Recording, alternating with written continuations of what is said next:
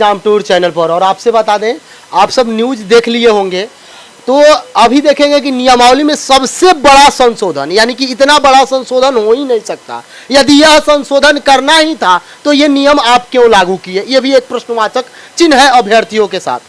दूसरी बात, अभ्यर्थी को मन में ये बन चुका था कि 1,70,000 प्लस वैकेंसी, यानी बिहार के युवाओं को एक बड़ा अवसर मिलेगा, लेकिन उस अवसर को कुचलते हुए माननीय मुख्यमंत्री नीतीश कुमार जी इसी अवसर के उपयोग करते हुए प्रधानमंत्री बनना चाहते हैं। तो संपूर्ण जानकारी नवीन सर से लेंगे कि अब कितना एग्जाम आप सबके लिए टफ हो चुका है, अब क्या करना चाहिए, किस तरीका से, क्या इसमें फिर से संशोधन हो सकता है या नहीं। सर, आपका स्वागत है एग्जाम टूर में। बहुत बहुत आभार। सर, ये आज जो न्यूज देखे, इससे अब अभ्यर्थी बहुत आहत हैं। साफ अभ्यर्थियों का कहना है कि यह नियम लागू ही क्यों किया गया। तो क्या कहा जाए, सरकार यानी नीतीश कुमार जी बच्चों के लिए पूरी तरीके से आत्मघाती कदम बना दिए हैं। इसको आत्मघाती स्थिति बन गई है कि करें तो क्या करें। अभी आप लगातार देखे होंगे कि कितने छात्र यहाँ पर आए थे और सबका एक ही बात कहना था कि हम लोग को फंसा के रख दिए और हम लोग को ऐसा सपना ही क्यों दिखाए। क्योंकि देखिए, ये कहीं ना कहीं सरकार की भी सोची समझी साजिश है। अभी जो आप बोले कि कहीं प्रधानमंत्री का सपना इसी के माध्यम से तो नहीं पूरा करना चाह रहे हैं, तो नियम ये है आपका कि पहले से भी ये मालूम था कि ये घटना उत्तर प्रदेश में पहले से हो चुकी है और बाद में कोर्ट के फैसले के बाद सरकार अपनी बातों को वापस ले चुकी है। दोबारा ये बिहार में किया गया, जबकि इनको पता था ये सब नियम। क्योंकि नियम ये होता है कि जनजातीय स्टेट जो है और जो भाषाई आधार पर जिस स्टेट को अलग किया गया है, वहीं पर इस तरह का नियम सरकार बना सकती है। और नहीं तो ये मामला कोर्ट में जाता ही, इस तरह का कोर्ट का आदेश आता ही, ये बात पहले से तय था। तो अब क्या सोच करके इस तरह से की, तो ये तो सोचने वाली बात है। और छात्र इतने आहत हैं, इतने आहत हैं, खास करके प्राथमिक विद्यालय में जो 1 to 5 के जो शिक्षक बनने का सपना स्टूडेंट देख रहे थे, उनको अब बहुत ही निराशा फील हो रहा है। हो भी क्यों नहीं, 79,900 में 50% सीट महिलाओं के लिए था, ठीक है। अब और बाद में जो सीटेट अभ्यर्थी को अलाउ किया गया है, तो 1.5 लाख से 2 लाख अभ्यर्थी वहाँ पर बढ़े। तो चलिए, वो तो अपने स्टेट की बातें थी, बच्चे यहाँ पर मैनेज कर रहे थे। लेकिन ये जो आज का जो डिसीजन आया है, तो ये स्टूडेंट यहाँ सबसे ज़्यादा परेशान दिख रहे हैं। क्योंकि लगभग दुगुने स्टूडेंट हो जाएंगे, लगभग दुगुने, कंपटीशन लेवल लगभग दुगुना हो जाएगा। तो कहीं ना कहीं ये भारी चिंता का विषय है।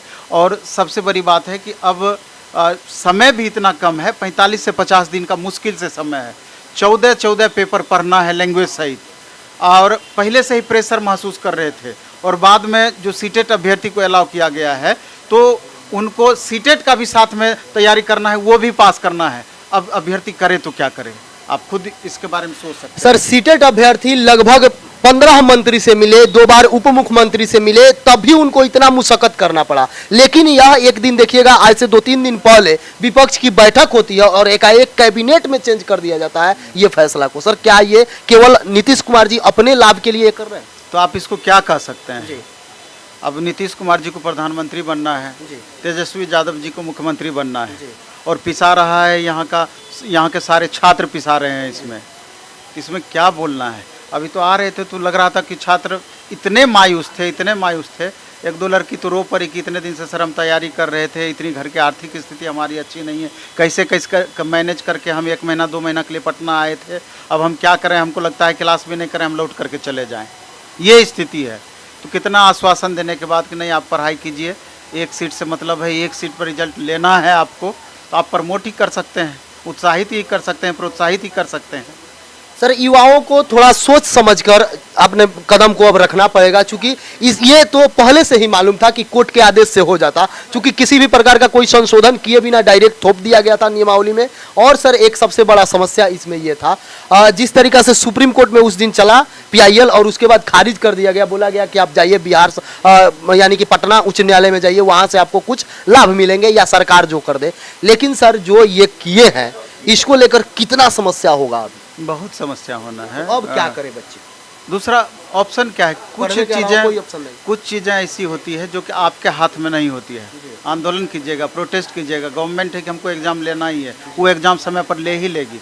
अब दूसरा ऑप्शन आपके पास क्या है?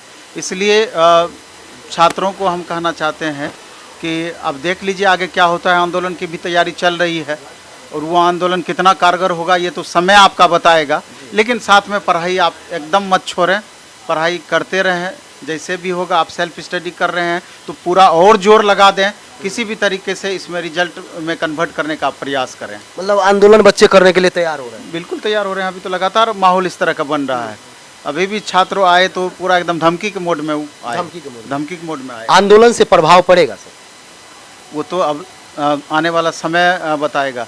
आंदोलन से प्रभाव कैसे नहीं पड़ेगा? अगर आंदोलन में शक्ति होगी, आपस में यूनिटी होगी तो हर कुछ प्रभावित हो सकता है। लेकिन यहाँ पहले से ही गलत था ये चीज़ पहले ही गलत था। जो सपना दिखाया गया था छात्रों को, गलत सपना दिखाया गया था ये। सर कोर्ट करती तो अभ्यर्थी को कोई दिक्कत नहीं था। कोर्ट चूंकि कोर्ट से आदेश होता तो सभी अभ्यर्थी मान लेते, लेकिन यह अभ्यर्थियों को आश्वासन में लिया गया। जब जब उप मुख्यमंत्री बने तो उन्होंने बोला कि जब मैं पहला कैबिनेट का बैठक होगा तो उसमें 10 लाख युवाओं को नौकरी देंगे और साथ ही साथ यहाँ स्थानीय नीति लागू करेंगे, और दोनों वह मुकर गए अपनी बात से। पूरी तरीके से छात्रों के साथ ये राजनीति हो गया। अब तो आने वाला समय बताएगा छात्र क्या करेंगे, और छात्रों के साथ में जो उनके परिवारजन हैं, जो उनके सहानुभूति रखने वाले हैं, जो वोट बैंक है, वो क्या करेगी, समय आने पे पता चलेगा वो। सर छात्रों को क्या संदेश दीजिएगा? तमाशा आप देखते रहिए। हाँ, अगर आप में यूनिटी है, कुछ परिवर्तन ला सकते हैं, कोशिश करना है, उसमें दिक्कत क्या है? सर लेकिन जब देखते हैं अभ्यर्थी चूंकि 18 से प्लस वाले सभी रहते हैं, लेकिन वो लोग भी जब समय आता है तो लगते हैं जात बेरात कर रहे हैं, धर्म की बात करते हैं। वोट देने के समय बहुत सारा वो लोग भी सोचते हैं, उनको क्या कहिए? 90% तो वैसे ही है। वही समस्या यूट्यूब पर लगातार कमेंट बॉक्स में हुआ करेंगे, लेकिन जब बारी आती है कि आपस में यूनिटी दिखाने की, ट्विटर कैंपेन ही अगर इस तरह का कभी रखा जाता है तो वहाँ पर आप देखिएगा कि कैंपेन में सब छात्र अपने हिसाब से चलने लगते हैं। कुछ एक छात्र होते हैं जो काफ़ी एक्टिव होते हैं। तो हम ये कहना चाहते हैं कि पढ़ाई और लड़ाई दोनों मोड रखिए। समय आने पर अगर कुछ समय आपको देना पड़े जिससे कि ये प्रभावी आंदोलन हो सकता है, आपकी बातों को सरकार सुन सकती है, उसमें भी सहयोग करिए, बाकी पढ़ाई करते रहिए। सभी शिक्षकों का सहयोग पूरा मिलेगा? क्यों नहीं मिलेगा? छात्र हैं तो शिक्षक हैं। सर अब अभ्यर्थी को पहले था कि एक सीट पर 2-4 विद्यार्थी मिलेंगे, लेकिन अब 10 भी हो सकते हैं, तो अब इनको क्या करना चाहिए? मेरे ख्याल से तो 5 से 6 लाख 7 लाख अभ्यर्थी तो सीटेट वाले के बाद में हमको लगता है कि संख्या बढ़ना चाहिए था। लेकिन अब हमको लगता है कि निश्चित रूप से 1 मिलियन से तो ऊपर चला ही जाएगा। और वैसे भी बिहार का जब भी इससे पहले एग्ज़ाम होती थी, उत्तर प्रदेश वाले बच्चे सबसे ज़्यादा एक्टिव होते थे, पढ़ते हैं। चूँकि वहाँ बीएड कॉलेज बहुत है, डीएलएड कॉलेज बहुत है, वहाँ के पास आउट बहुत बच्चे हैं। इसके बाद अन्य हिंदी भाषी स्टेट की बात करें, मध्य प्रदेश है, छत्तीसगढ़ है, झारखंड है। अब तो हर स्टेट का यही है कि जनरल में सारे पार्टिसिपेट करेंगे, ये चीज़ देखना है। तो स्टूडेंट को कहना चाहेंगे कि अपना मेहनत को आप दुगुना कर दीजिए। हाँ, और चूँकि सरकार की ये 5 वर्षीय योजना है, इलेक्शन से पहले इस तरह की वैकेंसी आई है और हमेशा होते रहती है। मेरा तो ये कहना है कि गवर्नमेंट को आप कम ही वैकेंसी दीजिए, लेकिन रेगुलर वैकेंसी दीजिए, प्रत्येक साल वैकेंसी दीजिए, कि स्टूडेंट को भी लगे कि चलो इस बार नहीं हो पाया तो नेक्स्ट अटैम्प्ट हम ले पाएँ, उसके बाद ले पाएँ। यहाँ तो है कि अब 3 अटैम्प्ट की बात ही की गई है, इस बार मौका मिलेगा और हमको लगता है कि 3 अटैम्प्ट में उनको 12 साल बीत जाएगा, ये स्थिति होना है। हाँ, बिल्कुल बीत जाना है, क्योंकि बहुत छात्र आते हैं, क्या करें सर तैयारी बहुत अच्छी नहीं है, अटैम्प्ट छोड़ दें क्या? तो हम बोलते हैं कि इतिहास आप पीछे का उल्टा करके देख लीजिए, उस हिसाब से अपना निर्णय लीजिए। इसलिए अटैम्प्ट तो छोड़ना नहीं है, फॉर्म तो निश्चित रूप से जो भरने वाले स्टूडेंट हैं भरें ही। सर समय देने के लिए बहुत बहुत धन्यवाद। बहुत बहुत आभार। जो भी अभ्यर्थी है, किसी भी प्रकार का कोई सहयोग चाहिए तो एग्जाम टूर में जरूर कमेंट बॉक्स में कमेंट करें। मैं आपके साथ हमेशा हूं, पहले भी था, अभी भी हूं, आने वाले समय में भी रहूंगा। ये केवल अभ्यर्थियों की आवाज यहां से उठाई जाती है। जय हिंद, जय भारत, जय